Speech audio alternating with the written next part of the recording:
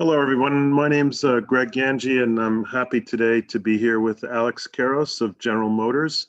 We're going to be talking about Alex's career trajectory, where he sees EVs going, and some things particular to General Motors today. Alex, thanks so much for being here and taking time out of your day to chat with us at the Cleantech Corner. No, thanks for having me. It's fun to be able to share your story and time. So absolutely, thanks. Well, I'd like to start out with some biographical questions. Can you tell me, you've been doing EV-related work for General Motors for a while. How did you end up in this path? What steered you towards electric vehicles? Yeah, I'm a little bit of a unique character within GM. I'm actually an ecologist, and so when I was going to University of Michigan undergrad, start off in an engineering track, and then just felt like it was a little bit too in the weeds for the way my brain worked, and ended up joining the School of Natural Resources there. And from there, I actually joined a small environmental consulting firm and did some environmental engineering, cleaning up hazardous waste sites. And after about 7 years, like a lot of folks, got a little bit of an itch and wanted to go back to business school, and went back to University of Michigan, a program there called the IE Institute. I had sort of always, I'm a Detroiter, so I always loved cars, and I had always thought in my mind, there's no way to put two of my passions together, which was my love of the environment, the outdoors, and cars, right? Which don't necessarily, at that point in time, 15, 20 years ago, didn't really mix, but there was a lot of neat technologies like EVs, but also hydrogen that were coming online.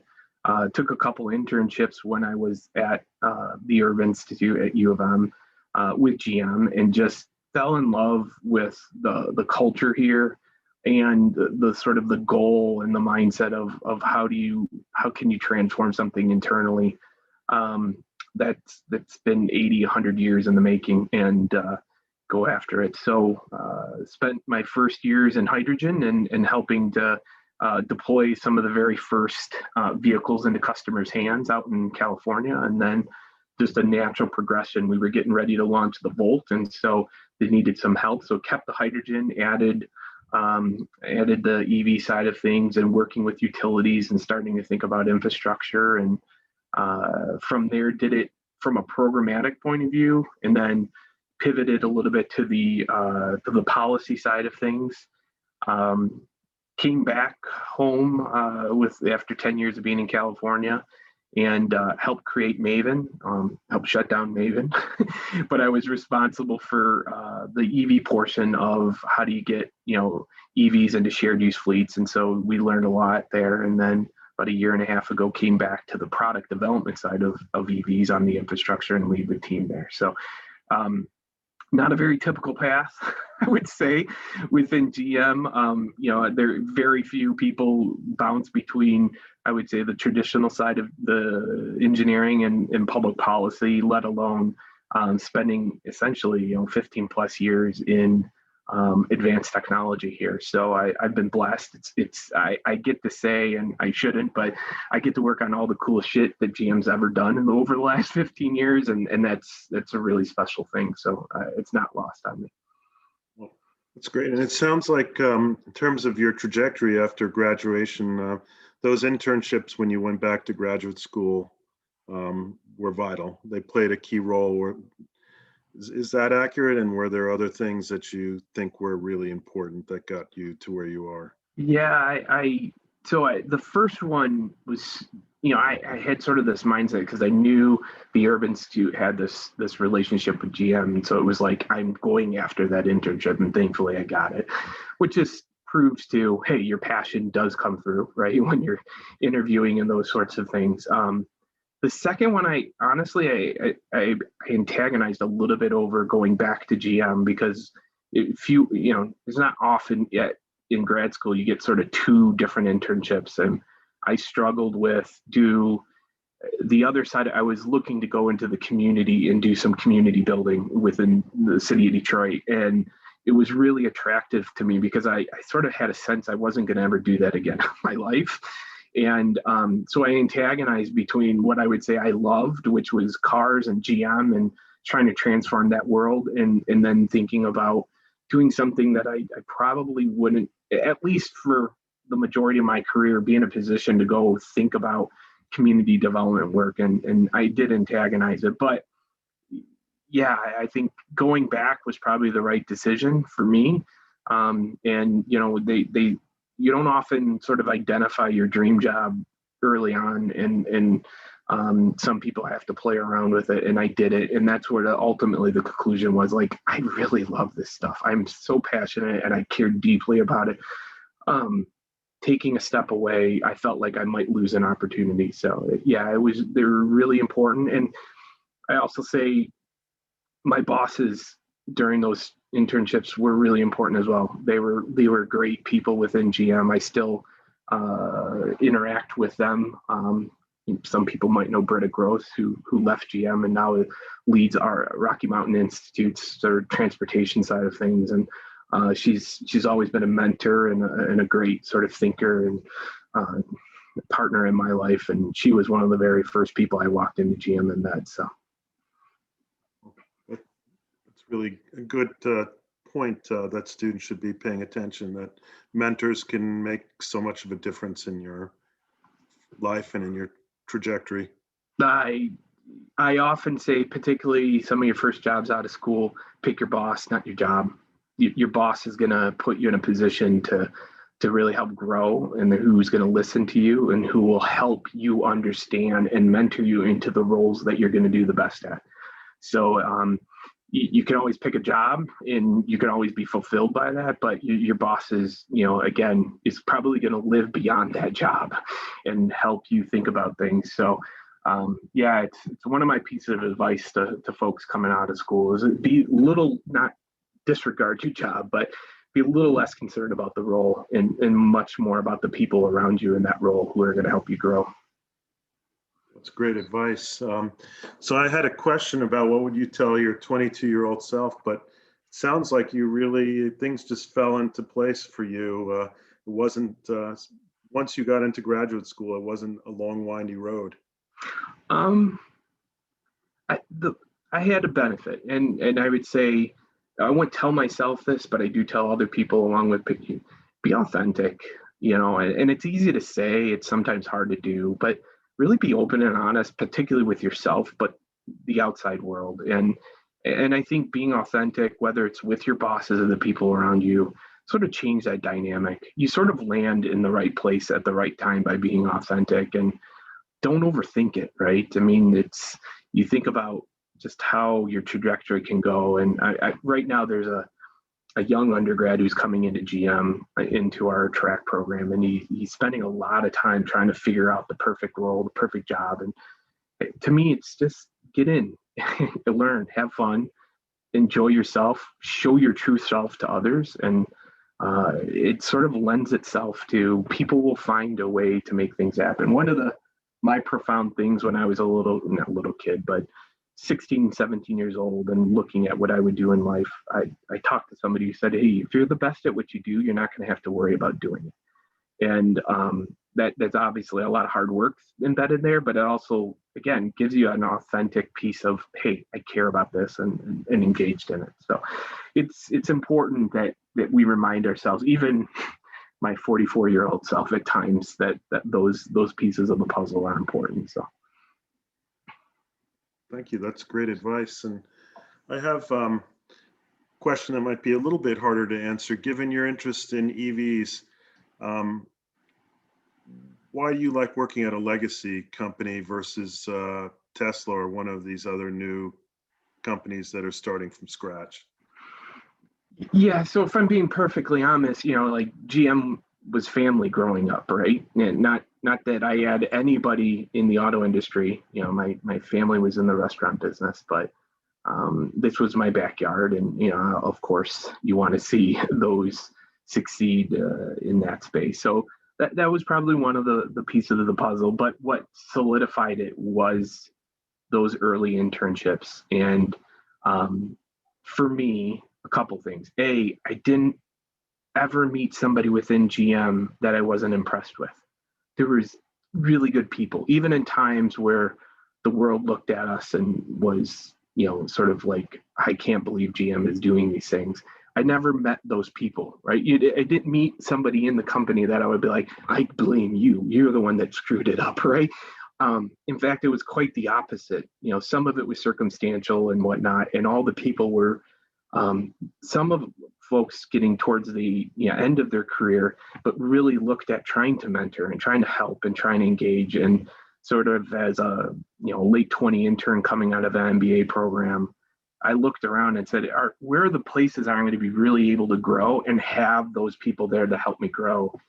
Versus a place like Tesla, which, to be honest, I would have just been competing, right? It would have been much more of a diamond. It would have been fun. It would have been exhilarating.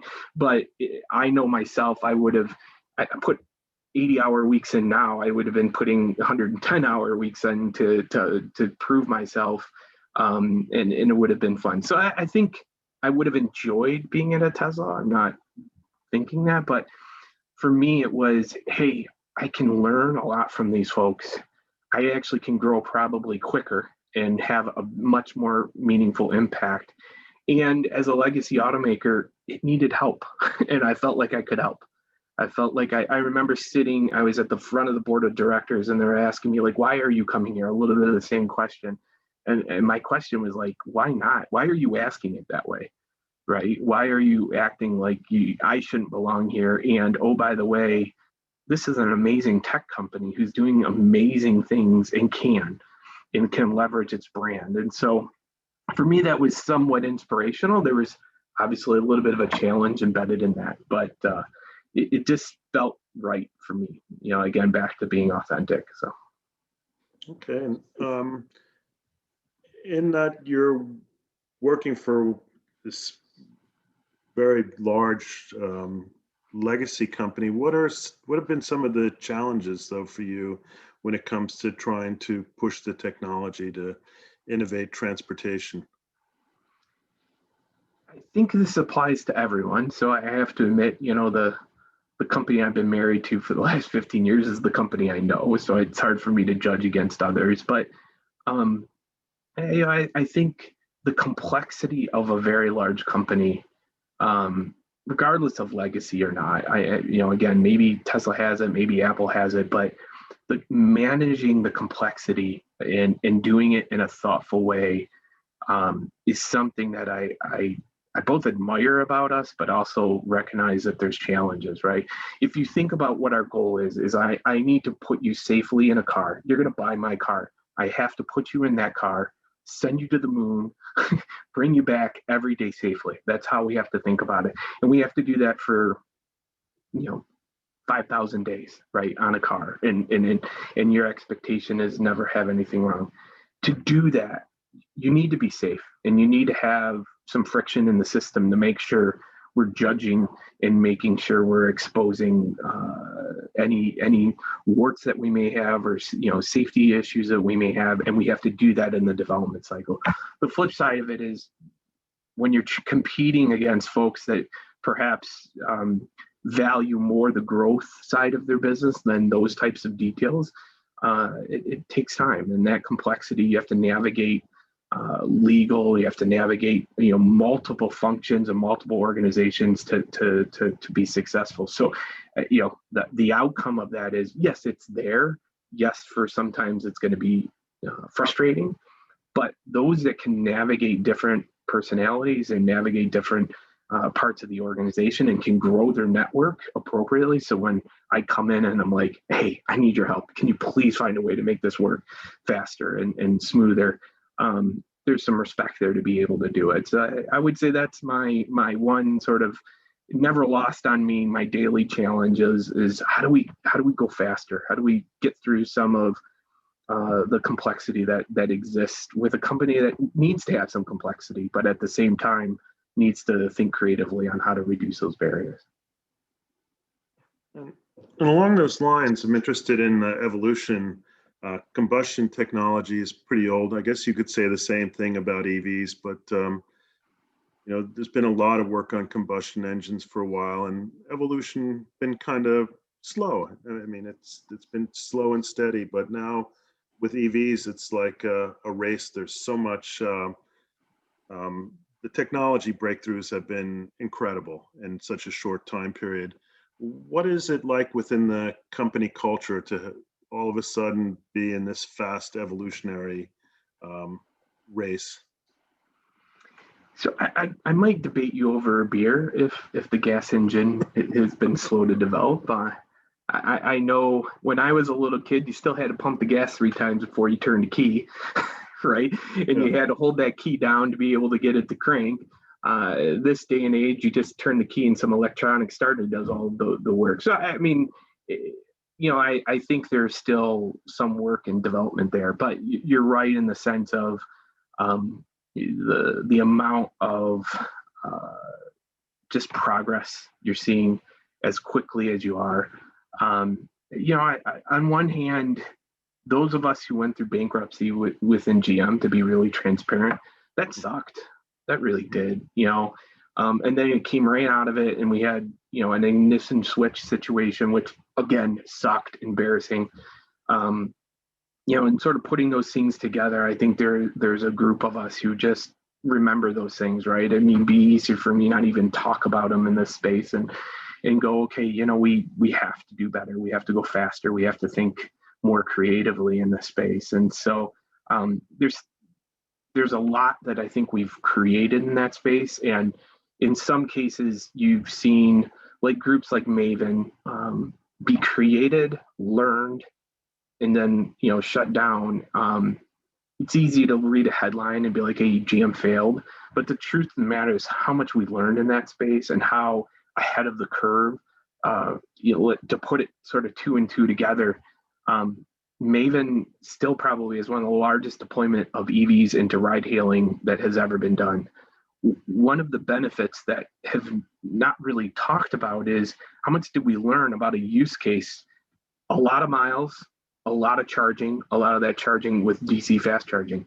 You can't reproduce that anywhere. And to be able to pull those learnings into our development cycles on the batteries and those sorts of things. So this is not just a technology issue. I think it's the business. How do you accelerate the business so you can go try and learn, in many cases fail fast, and understand how those things go, and then take the learnings and drive it into other parts of the business where it's valuable. And Maven, while it doesn't exist as an entity anymore, man, the learning's in BrightDrop, which is an EE delivery van. It's within the vehicles that you're driving today in the Bolt. So it's we're still learning, admittedly, how to be faster.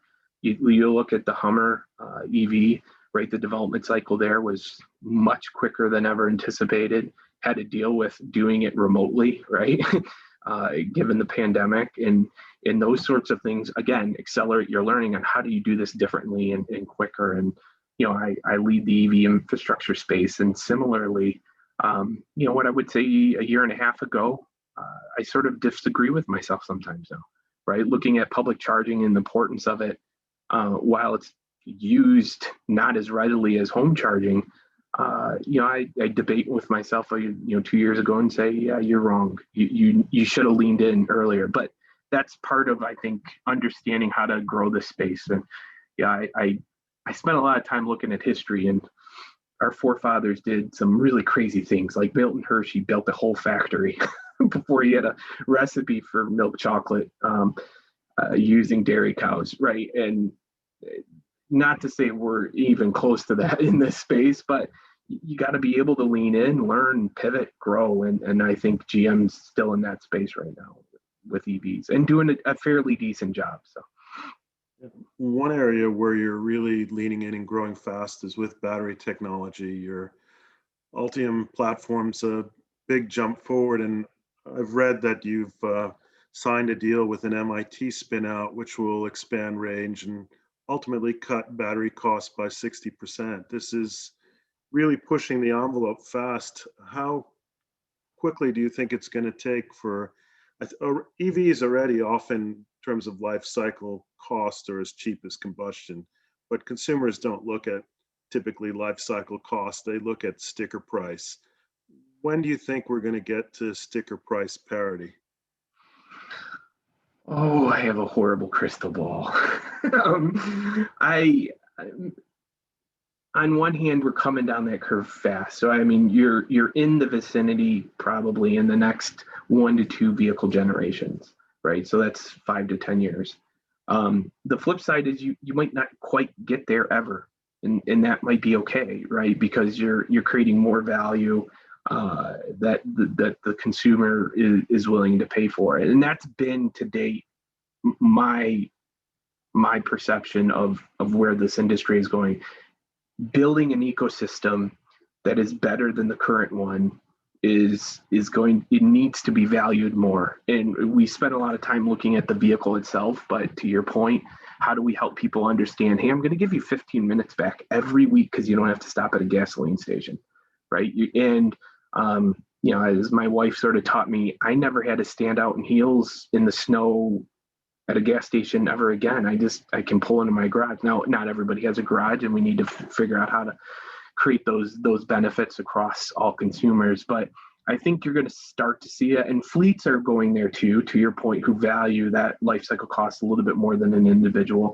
But how do we grow this ecosystem, though? It's a much better integrated approach. Our team was just having a debate sort of on the Apple integrated, and we all sort of know how you weave between those systems, and Google and Android does it as well. And I think you're going to start seeing more and more of that with the vehicles. So directly on price parity, I really don't know. We're coming down the curve quickly.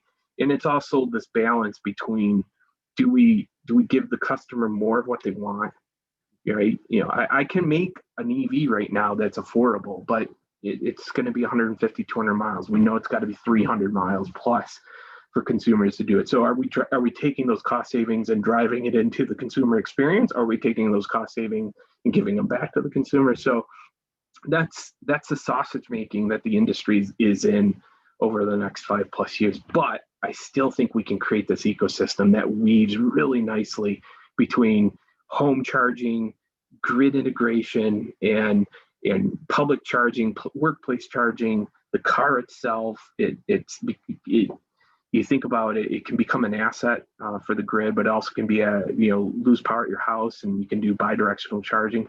These things are all not really contemplated too much with the way existing sort of go-to-market strategies are in this space, right? Most of the time, we just sell you a car, go use it the way you want.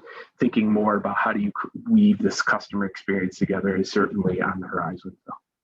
So it's really interesting how, now the focus is on this kind of expanding the customer experience. How are you planning to market these benefits? Because people in the know these benefits are coming, or EVs, especially buses, but also cars can be energy storage vehicles. What is your approach to kind of building public awareness about what the customer experience is going to be like in the future? Yeah, it's a good question. I don't want to give all our secret sauce away, but I think we're going to have to do a lot. There are going to be techno geeks who want to gamify this, right?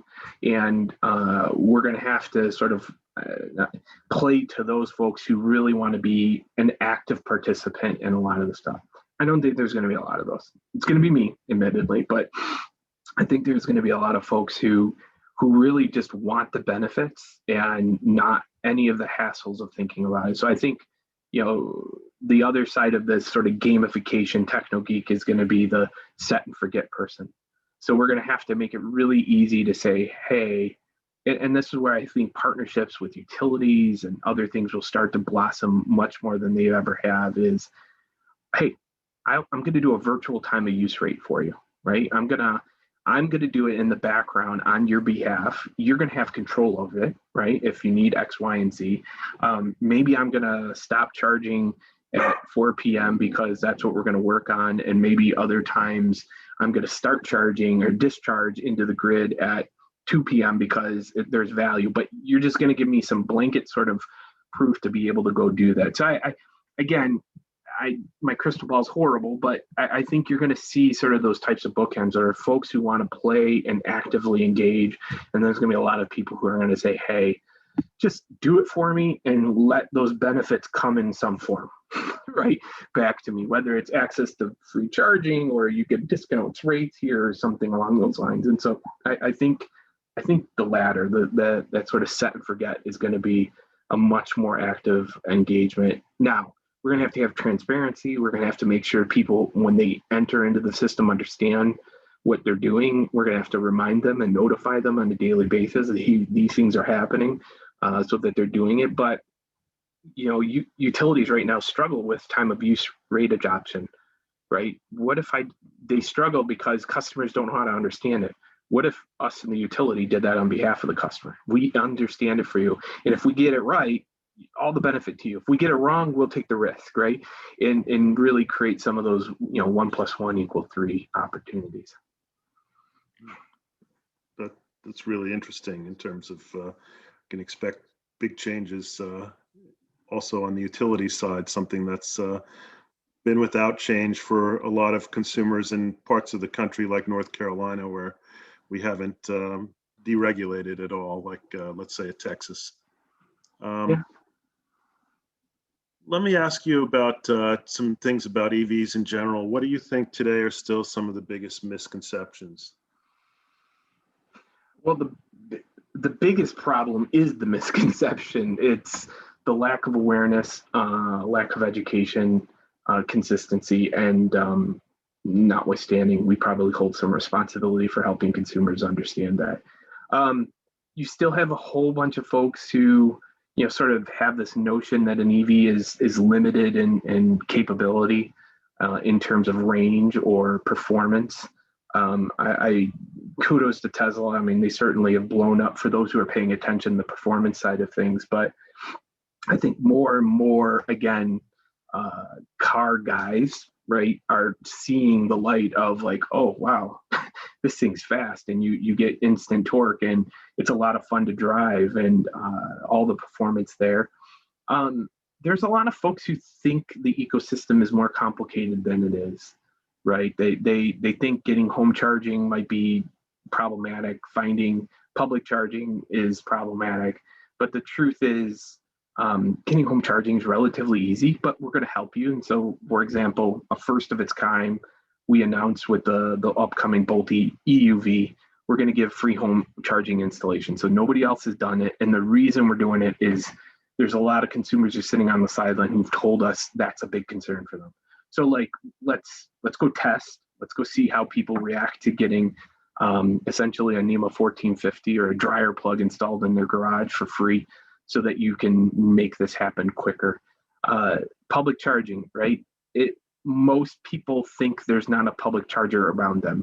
And when you open up an app like a PlugShare or whatnot, and you show them that you're probably half a mile to a mile away from a charger, they all are like, whoa, which means the industry's done a really poor job at putting charging stations in places that people can see them. So and that, again, this is back to that education and awareness. So I think there's just those who know, we've gotten in a car. I'm in my third EV over 10 years. Man, it's so much better, so much easier. And those who don't have a friend like me who can sort of over a beer say, hey, really, you need to pay attention. Like, you might not want to, but just don't go off and spread rumors or reinforce the negative side of things. There's still some work to do. Again, I don't want to deny that getting from here to Chicago, Detroit to Chicago or whatnot is still a little bit of a hassle. So we need more charging. It probably needs to be a little bit quicker on that front. But I really, the biggest challenge is just people's understanding of the technology and their comfort level. Now, the next one is just this customer experience, right? You drive off the lot with a gasoline car, your credit card works at any gasoline pump. Right now, you got 32, it used to be 32 RFID cards, now it's 32 apps, right? Like, you just don't have that same level of seamlessness. So we have to, and we are working with CPOs. We're signing one-on-one agreements with them to be able to start to assimilate, virtual charge networks payment integration so that you can drive off the lot and have a very similar experience, and still some of those benefits of your Delta rewards, right? If you're always flying Delta, you want to be rewarded for it. So how do we preserve both the simplicity of drive off the lot, have it, or the flip side is be rewarded for being a really good customer of that network? I have to confess that the University of North Carolina is also guilty of kind of hiding their charging stations. If they're around, you find them usually at the top of a parking deck. Yeah, which again is, I mean, it's good and bad, right? But it's good that they have them.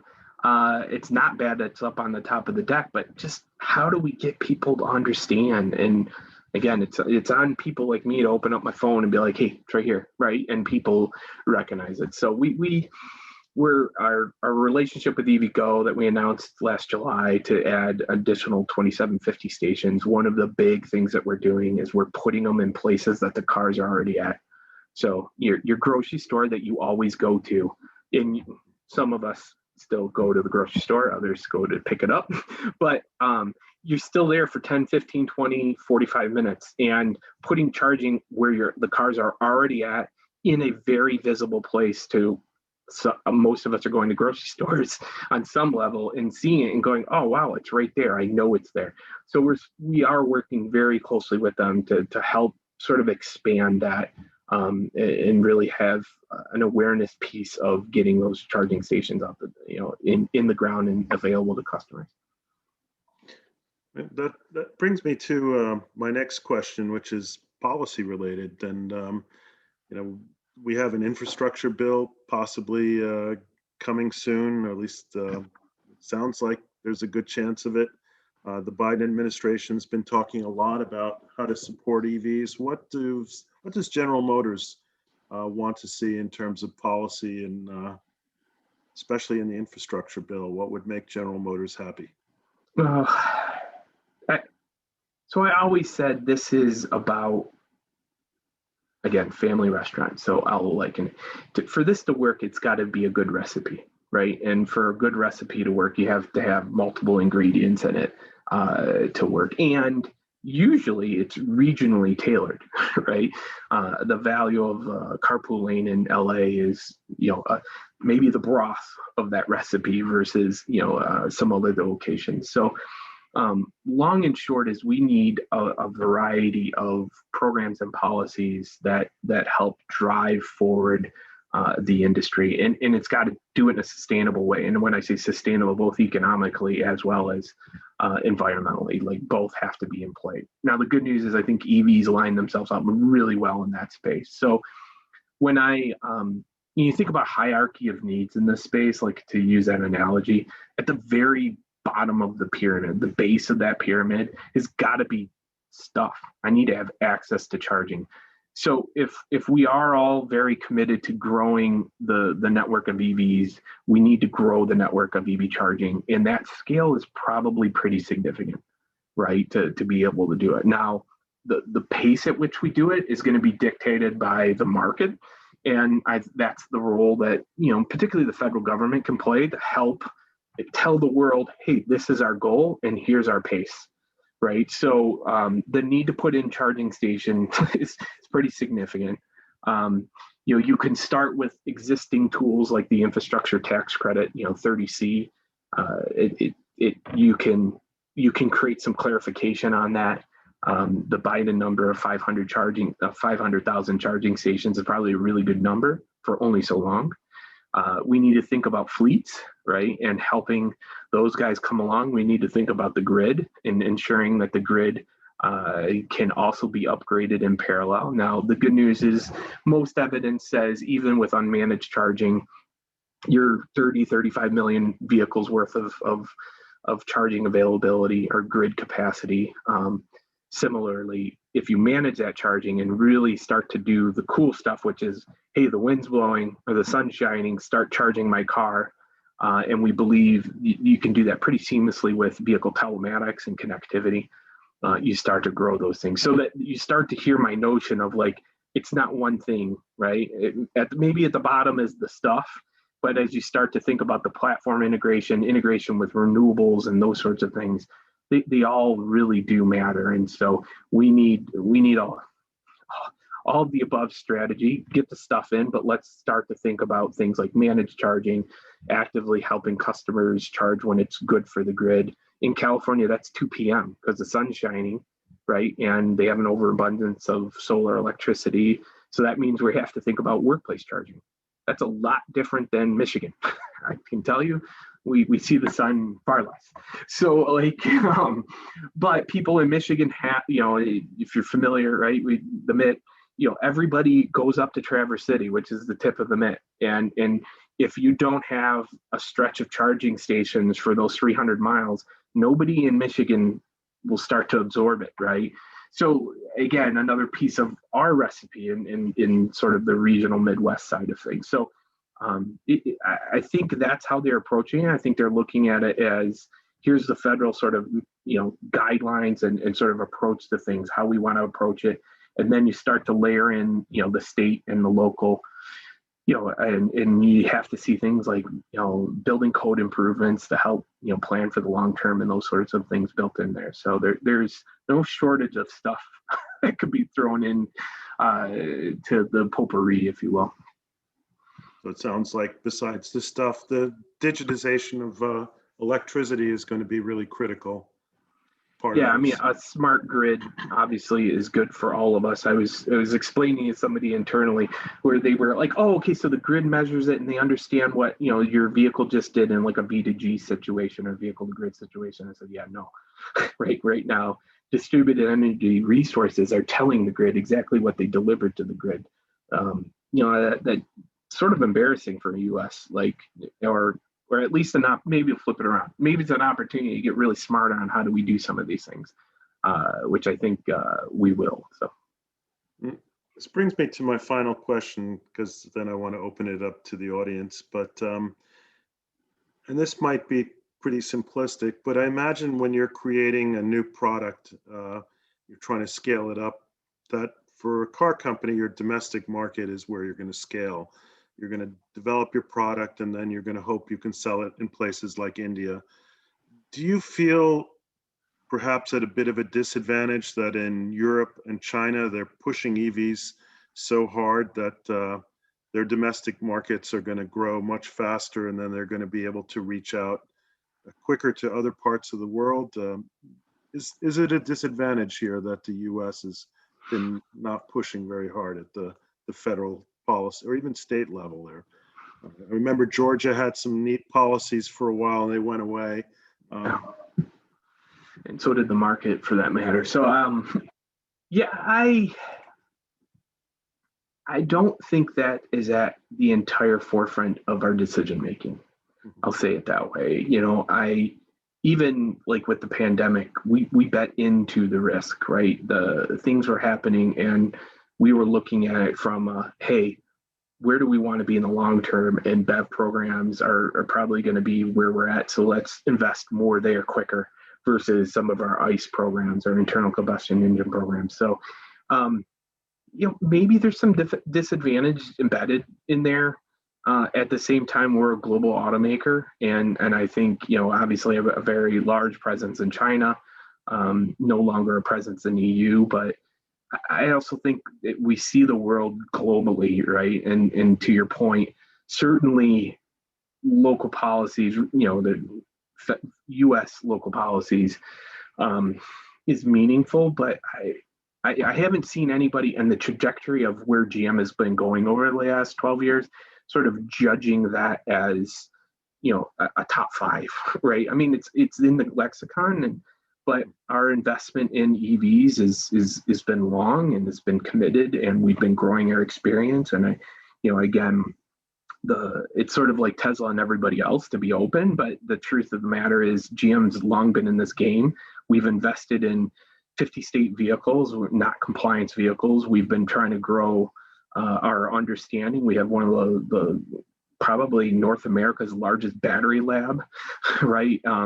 So we've been investing both on a deployment level, but also a vehicle. I think just maybe more recently, the story makes a lot more sense to the outside world, right? The book, maybe there's a few chapters of the book that you would read within GM that didn't make sense if you're in the outside world, but now, the consistency between our manufacturing, our zero emissions goals, carbon goals, everybody's starting to go, oh, okay, now it starts to be a little bit consistent. And I think we are there. I think there's a meaningful commitment to those things. So I imagine it's there, Greg, as part of the conversation, but the truth is I don't think I've seen it, at least from my perspective, as the main driver and like, hey, we're at some disadvantage. In fact, if nothing else, our goal and commitment is to be #1 EV maker in the world. So period. Regardless if it's China, Europe, North America, let's go do it. And that's the drumbeat that we're working towards. Okay.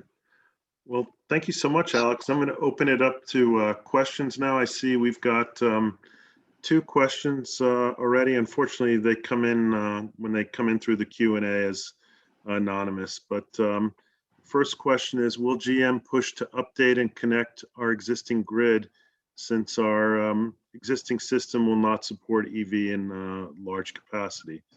How will this change your branding strategy? So I think I partially answer.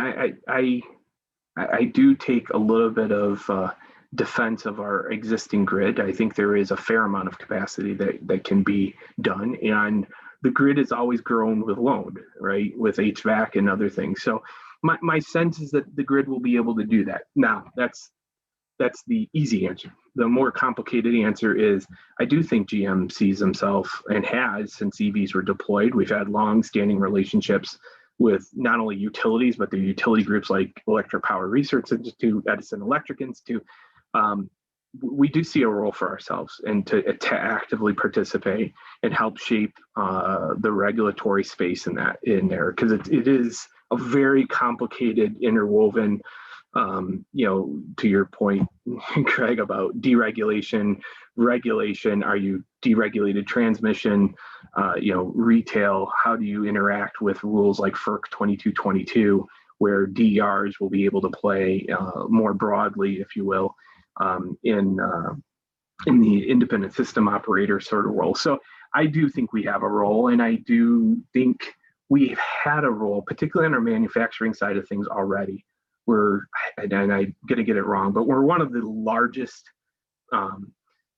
off-takers of renewable energy globally. And that's on purpose and designed by strategy. So I don't expect that to change. Okay. So the questions are starting to pile up in the chat room. Here's one that's more directed at batteries and cobalt.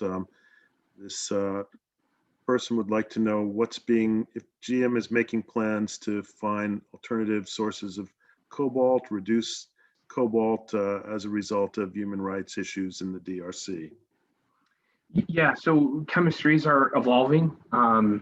Even the Ultium platform today is minimizing its use, and the future technologies or the future chemistries, NMCA and whatnot, are continuing to further reduce that. So, it's not lost on us, not only the human rights side of things, but the recyclability and secondary use of some of these batteries and the chemistries of how to put those pieces together. So actually stay tuned. We're going to have a few announcements here coming up that will help sort of tell the story a little bit better, but it is something that's top of mind for our teams, actively working.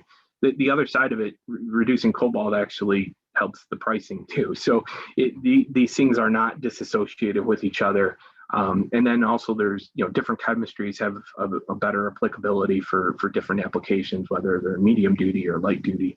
So it is top of mind. We're working on a lot of those things to be able to reduce it. We're also thinking about recycling of those batteries, reuse of those batteries, and we'll have a few announcements here pretty soon. I don't know if you saw it. A Norwegian company announced, I saw it last week, that they've developed the capacity to mine cobalt from the deep sea. Hopefully not screw up the deep sea, but yeah.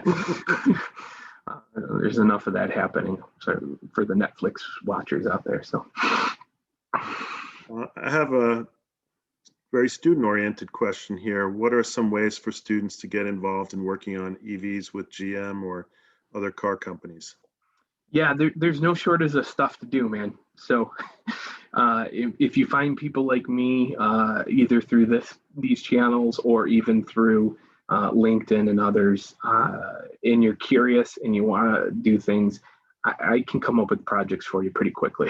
So I think on one level, if you just want some practical experience, and there's ways of doing it. Now I can't handle 20 projects at once, but I do think myself and the program I graduated from, we often do work with the students there. But I'm all for anybody who can come out and help. So don't hesitate. Again, look on LinkedIn. There's a lot of folks who do need help. There's a lot of questions out there. If you have your own personal thesis that or schoolwork that can weave in some of these things, pick up the phone, talk to people like me and said, hey, does this make sense? Am I on something that you're going to need in life? Because I could tell you there's not a lot of people who are actively paying attention to this stuff right now. And so if you quote unquote want to get on the ground floor, which is not really the ground floor, it's probably floor 1 or 2 these days, there's still a lot of work. And that particularly where we were going on that previous question, this notion of grid in vehicle interaction and how do those grow up together. Utilities need the help. We need the help. There's no shortage. So don't hesitate to reach out. So it's related to the next question. Students who are just kind of beginning their journey, what sort of skills should they get? So you mentioned 2 skills right in your last sentence: electrical engineering and with digitization, computer science. What are some other skill areas that students could think about? Maybe because I'm partial to it, I understand the dynamics of the ecosystem and like utility regulatory space, right? This is another one of those things. Many people don't understand the complexity there.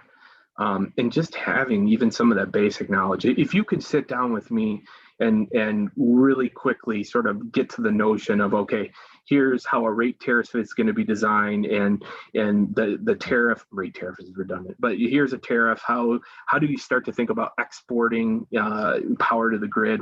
Are there applications to NEM, net energy metering? You start to appreciate that net energy metering, which was really successful for solar, now is starting to enter into that world of complexity, right? It has to grow up a little bit. Like just understanding those nuances, if and how the business and the policy and regulatory world all have to interact to make this successful. You'll have a pretty good leg up, because not a lot of people know that vernacular. And when we start talking, even my leadership, is you have to sort of speak in one-on-one terms. So but software controllers, electrical engineers, ubiquitous, can't hire enough, probably fast enough. But and also back to where I started, be authentic. What are you passionate about? And take what you're passionate about and start to weave it into the stuff that you're learning. So if it's marketing, how do you market these vehicles differently? If it's business and policy, how do you start to understand those interactions, right? How do you start to take a TCO that's right on the edge of making sense for retail customers and change it, right? How do we do it? And start thinking new business models.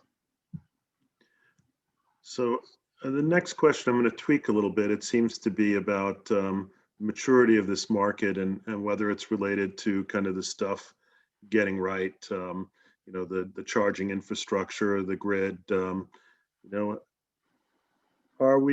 When does the window start to close on the Tesla wannabes and the existing companies